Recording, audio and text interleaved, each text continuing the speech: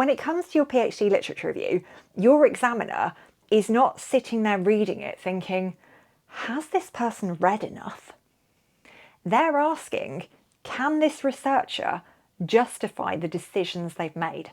That's what's on their mind. That was what was on my mind when I used to examine PhDs. It's not about who's got the longest reference list. It's about who can demonstrate that they have a good command of the literature, that they have been selective and intentional in making that literature work for them. This is the final video of my 4-part series all about the thematic PhD literature review. So if you haven't checked out the previous videos, I'll link to them down in the description, and I will also pop a link to the playlist on the screen right now. Over the course of these videos, we've made some pretty big shifts in how we think about the literature review. We've realised that most literature review problems at PhD level aren't reading problems. They're problems about thinking. They're problems about sense making.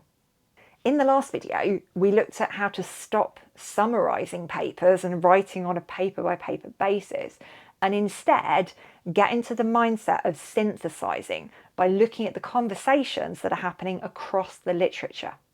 I'd love to know, so far, what has your biggest takeaway been? Pop that down there in the comments, because it really helps me understand what you're finding useful, and it's really helpful for other people who are reading the comments too. One of the things that PhD researchers ask me about at this point is, how do they know when their literature reviews are good enough? Or perhaps more honestly, how do I know when I can stop working on this? Because you could keep reading forever. You could keep tweaking your themes forever and changing the structure and fiddling about with this and messing with that. So how do we know when we're ready to move forward? Well, I think there are 4 signs. So let's take a look at them.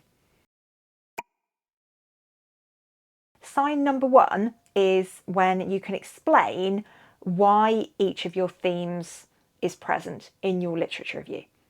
Notice I didn't say every paper, I said every theme, every heading.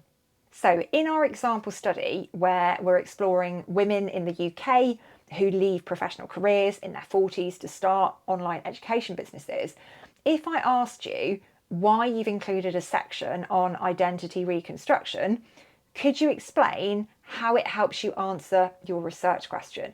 If the answer is yes, that's a really good sign. So in this example, we might say something like, I've included this theme on identity reconstruction because my research is trying to understand how women experience leaving one professional identity behind and developing another through creating an online education business.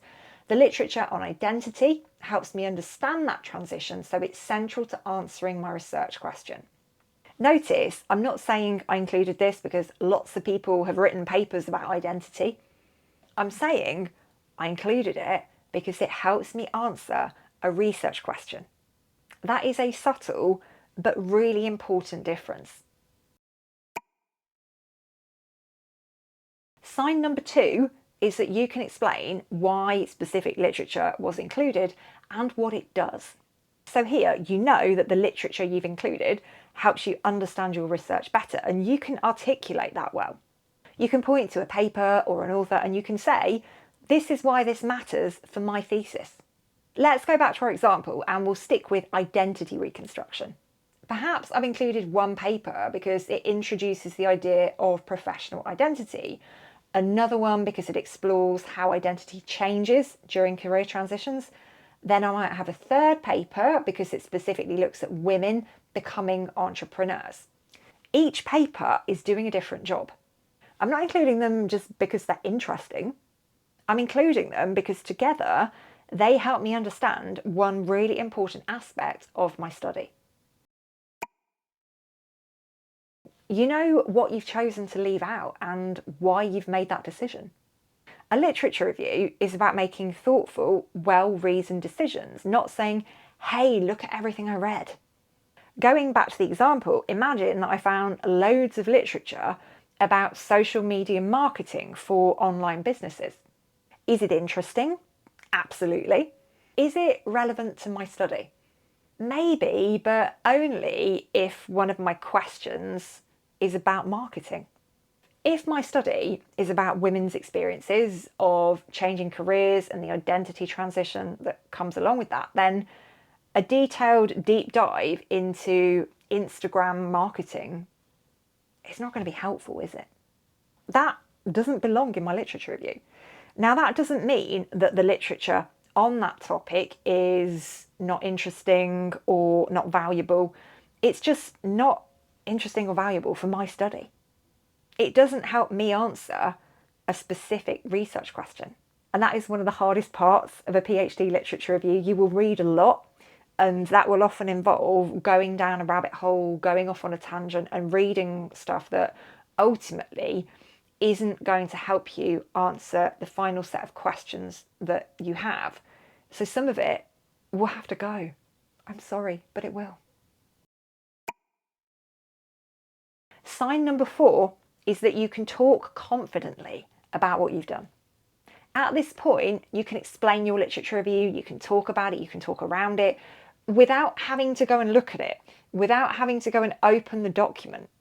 Imagine we met for coffee and I said to you, so tell me about your literature review. Could you explain to me what you're trying to understand, what your organising lens is, what your main themes are, and how those themes map onto your research questions? Now, if you could do that confidently enough and articulate it well enough that I could understand your thinking, then you're doing good. You're probably much further along than you think if you can do this.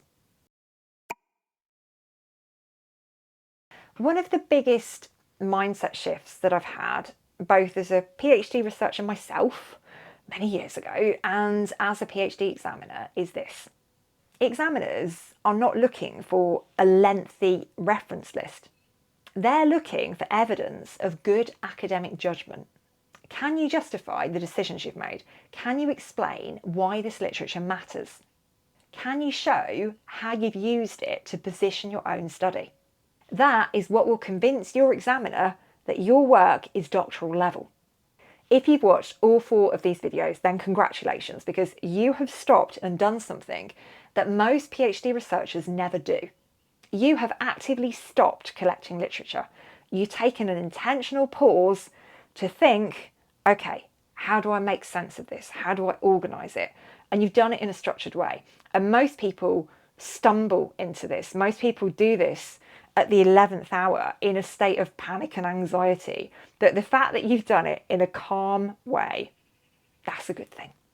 I would love to know, what is the one thing that you're going to do differently when it comes to your literature review from this point forward? Pop that in the comments. I read and reply to every single one. If you found this series helpful and you want a much more detailed step-by-step framework for writing your PhD literature review, you will find my PhD survival guide on the literature review particularly helpful. It takes you one step at a time through making sense of your reading, identifying your themes, writing in synthesis, and building a literature review that you can confidently stand behind and explain. I'll leave a link to that in the description below.